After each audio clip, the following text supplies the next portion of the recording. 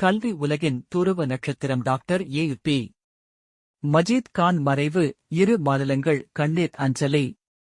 அறிவின் ஒளியை பல்லாயிரக்கணக்கான மாணவர்களின் வாழ்வில் ஏற்றி வைத்த கல்வி தந்தை நூருல் இஸ்லாம் பல்கலைக்கழக வேந்தர் டாக்டர் ஏ.பி. மஜீத் கான் காலமானார். அவரது மறைவு தமிழக மற்றும் கேரள கல்வித்துறையில் ஈடு செய்ய முடியாத பேரிழப்பாக கருதப்படுகிறது. கல்விப் புரட்சியின் முன்னோடி மனிதநேய பண்பாளர் டாக்டர் ஏ.பி. மஜீத் கான் தனது 91வது வயதில் இயற்கை எய்தினார்.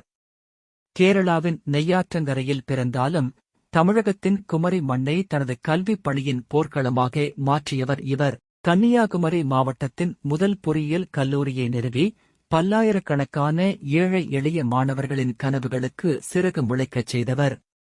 நேற்று அவரது உடல் வைக்கப்பட்டிருந்த தக்கலை நூருல் இஸ்லாம் பல்கலைக்கழகத்திலும் நெய்யாற்றங்கரை இல்லத்திலும் மக்கள் வெள்ளம் அலைமோதியது. எங்கள் வாழ்வியல் ஒளியை இழந்துவிட்டோம் என விம்மி அழுத மாணவர்களையும் பேராசிரியர்களையும் காண்போரை கண்கலங்கச் செய்தது. தமிழக மற்றும் கேரள மாநிலங்களின் ஆளுநர்கள், முதலமைச்சர்கள், அமைச்சர்கள் என அரசியல் எல்லைகளை கடந்து அத்தனை தலைவர்களும் நேரில் வந்து அஞ்சலி செலுத்தினர்.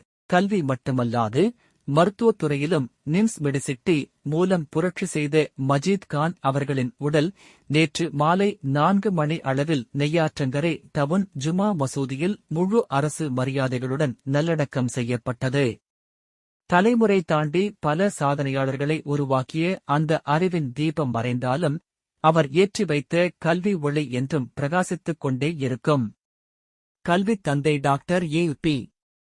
மஜீத் கான் மறைவிற்கு எமது குமரி பிரேக்கிங் நியூஸ் செய்தி நிறுவனத்தின் சார்பில் ஆழ்ந்த இரங்கலை தெரிவித்துக் கொள்கிறோம்.